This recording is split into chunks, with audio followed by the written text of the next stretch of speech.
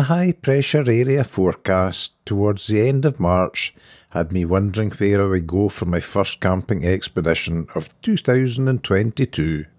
My brother Douglas phoned to say the Kayakers were going to explore Argyll's secret coast for a few days and wondered if I was interested. It took me all of 5 seconds to decide yes. Douglas and Mike were launching their kayaks at Portincross near Largs, and as it's a long drive from where I live, I decided to launch at Kames near Tinnabruch and meet up with them in the afternoon in the island of Inchmarnock. As I was travelling with kayaks, I took my 2.75 metre F-rib and 6 horsepower outboard. Fully laden with camping gear, beer and fuel, it can only go at displacement speeds. However, that is a more satisfying speed to travel at when in their company. I fixed a tarp over the back of the boat to prevent the camping gear bouncing out.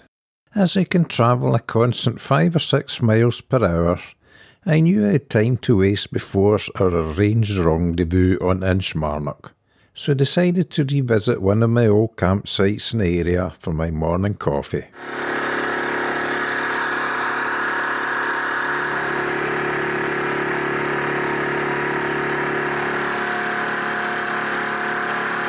As you can see, the weather was simply superb for March.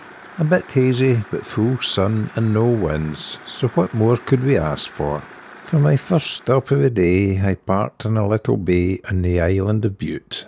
I have stopped using this campsite as it had been getting very popular, and last time I was here, the grass was scorched with many campfire pits and rubbish left lying around. I was delighted to see it was now clean and recovered, so I sat in the warm sun and slurped a coffee until it was done. I also enjoyed a sandwich on the beach, before happily heading back to my boat, knowing my day had just begun.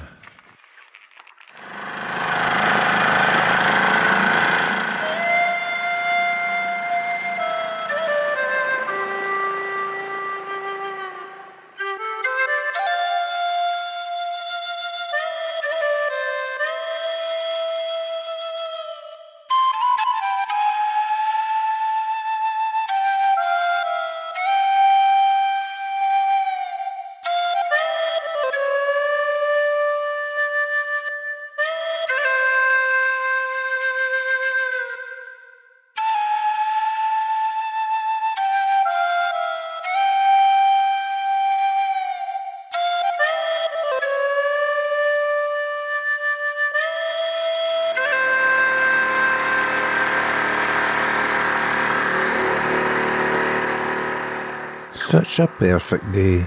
Perhaps my only little complaint was the haze in the air and the scum floating on the surface of the water of the Clyde. But it wasn't spoiling my day.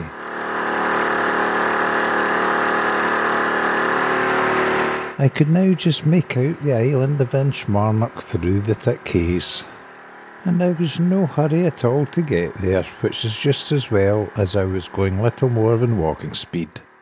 Inchmarnock is an uninhabited island off the coast of the island of Bute, and is home for a herd of around 200 cows, some deer and lots of birds, but little else. The farmhouse, which was last lived in 1986, is now in ruins. However, the island ferry is still used to transport the cattle to market. A thick wood grows in the southern end of the island, and I hoped it was enough to keep the cattle away from our chosen campsite. The blue hills of the island of Arran, 5 miles across the Sound of Bute, loomed through the haze as I reached the end of Inchmarnock. As there was no sign of Douglas or Mike, I crossed to Bute and rounded at Scalpsy Point to see if I could see them. I had tried calling them on the handheld VHF, but got no reply. It's a problem with these handhelds, they work in line of sight and I couldn't see them anyway. Of course, once round the point, I could both see them and hear them.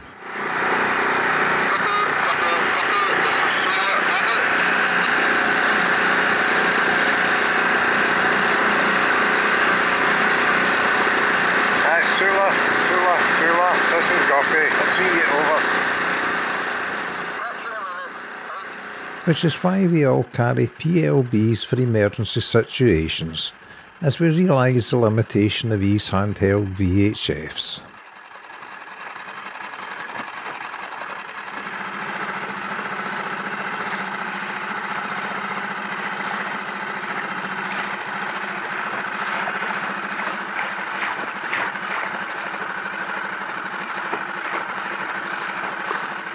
As we had now made contact, I left him again and headed for our pre-arranged rendezvous on the island of Inchmarnock.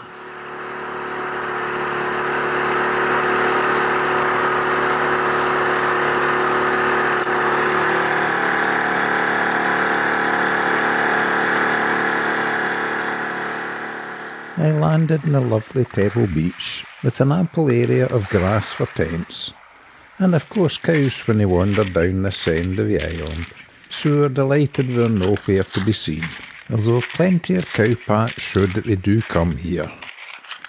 The bonus ball being there was also plenty of driftwood for our campfire.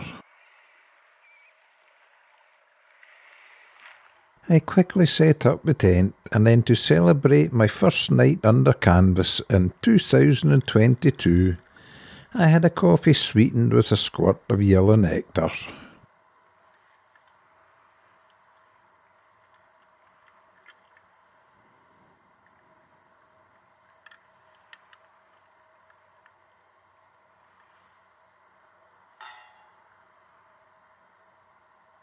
Followed by a beef burger cooked in Guinness gravy, which is my favourite way to cook burgers, as I get to finish a tin.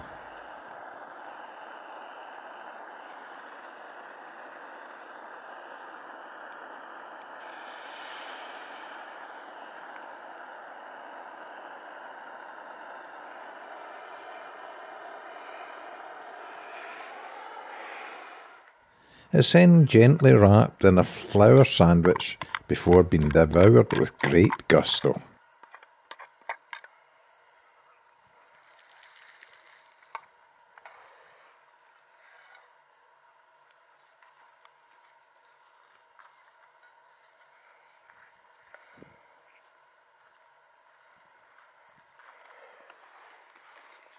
As I happily scoffed and slurped, Ian, Alan and Raymond also arrived not long after Douglas and Mike had set up their tents, thus completing the party for the night.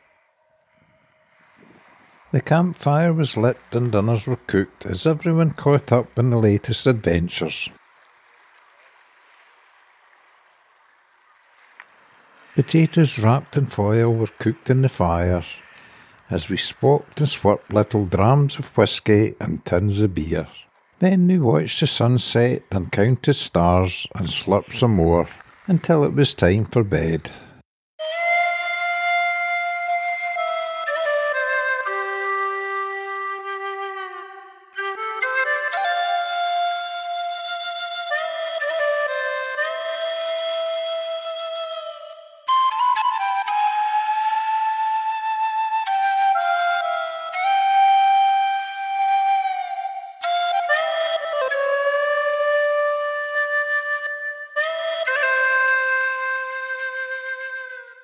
And day one was done.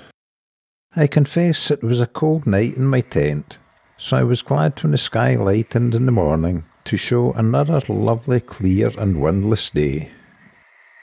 After a hearty breakfast of cereal and coffee, I emptied the tent and packed everything away, ready to start another day. It was low tide when I was ready to set off. At high tide, the beach we landed on is smooth pebbles, but at low tide it's jagged rock, so I was glad I had the assistance of the kayakers to help carry the guppy into the water. A point worth remembering if camping here and you have a heavy boat that can't be carried. I waved goodbye to the guys as I don't travel with them. They enjoy the peace and quiet of paddling, so I meet up with them at chosen times so as not to spoil their day with my noisy outboard. Douglas and Mike had to return home early as they had a pre-arranged appointment the following day.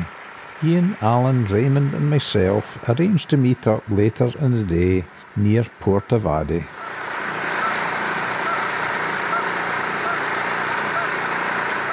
As I travelled along the western coast of Inchmarnock, I took great delight in disturbing the many Canadian geese which had honked most the night, disturbing me.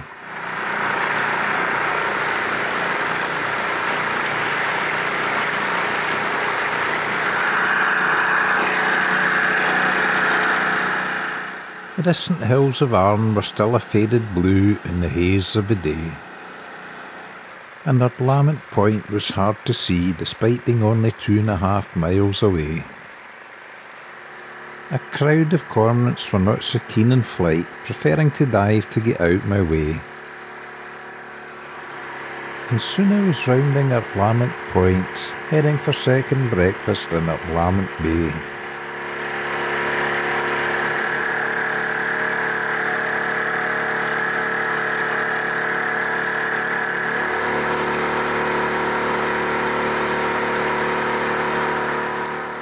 I landed on our Lament Sand and took a short stroll along the shore, wearing my new Gore-Tex jacket which Ian kindly gave as a generous gift.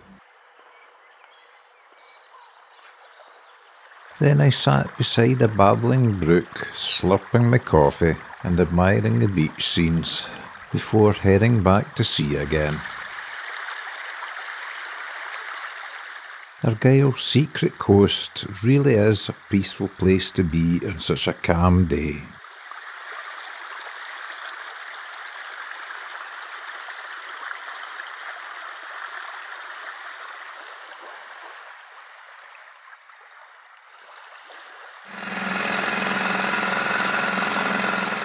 However, I wasn't back at sea for long before a heavy shower of rain forced me to land again, this time in Ascog Bay.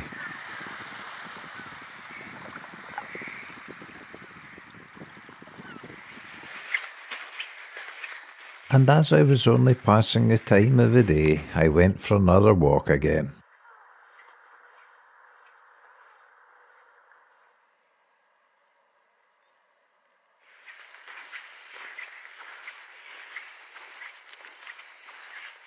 All walked out, I jumped back in the boat and continued on my way again. The rain had stopped and it was clearing up nicely.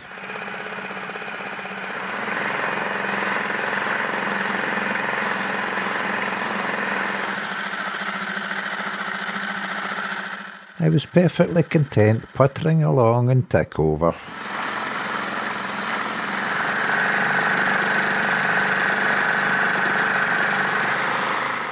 I decided to go round the outside of Gatmore to gawk at the little lighthouse. That is where I saw a lovely white shell beach that I had never seen before, and as I'd never landed on Gatmore before, I could not resist it. I didn't go far or stay long, as I was clearly upsetting the gulls, some of them possibly building nests for the mating season. So I left them in peace, happily knowing that I'd now stepped on Gatmore.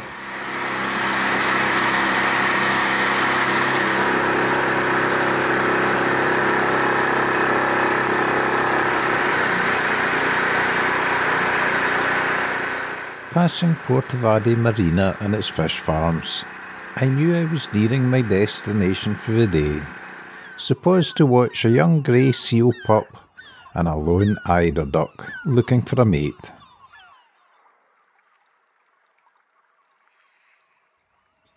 As when the guys turned up and we all headed for our chosen camping spot.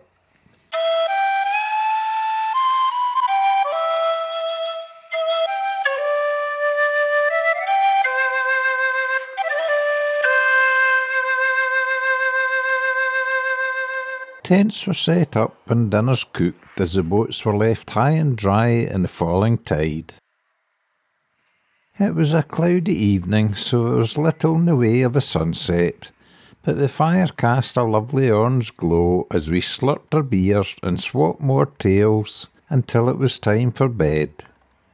And day 2 was done.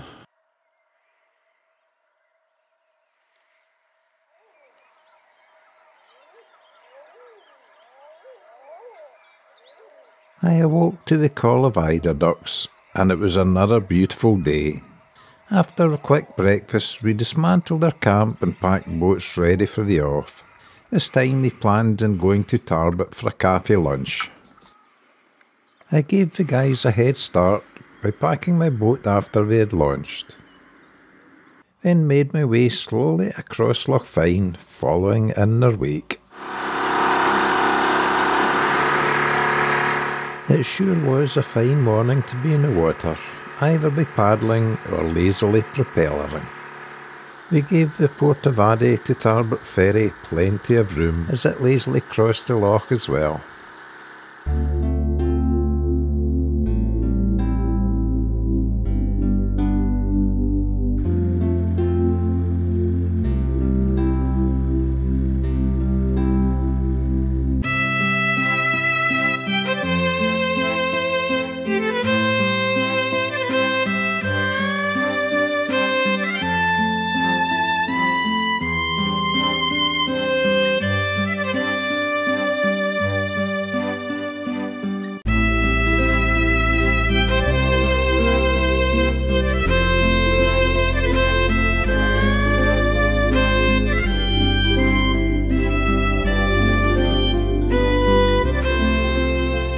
The guys beached their kayaks, but I chose to keep the guppy afloat, so picked the best spot in the marina. Then, wearing my new Coast Guard jacket, went to reception and said, "Hello, I'm on a jolly and wonder if I can park here for an hour." The receptionist said, "Certainly, sir, no problem at all." I wondered if the jacket helped influence her reply. We had a wander around Tarbert and bought a few supplies, then sat down to a full Scottish breakfast in a little cafe. It was a perfect lunch. We then headed back to the boats, and I'm just glad I didn't have to paddle as I was stuffed full.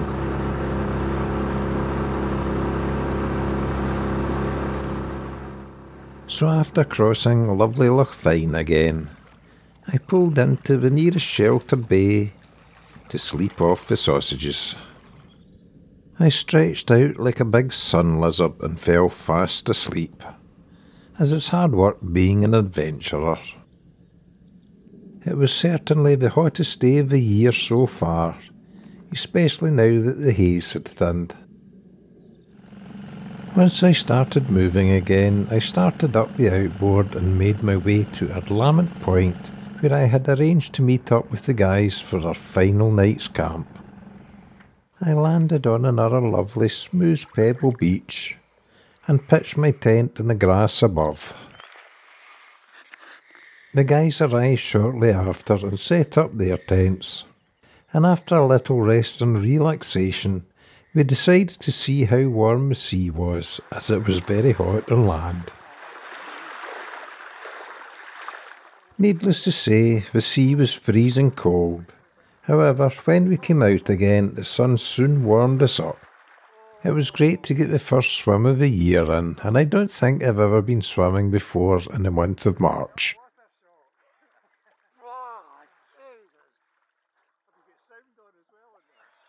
Once dried and changed again, we cooked dinners and slurped beer and whiskey in front of a blazing campfire. Then we watched the sunset and day 3 was done.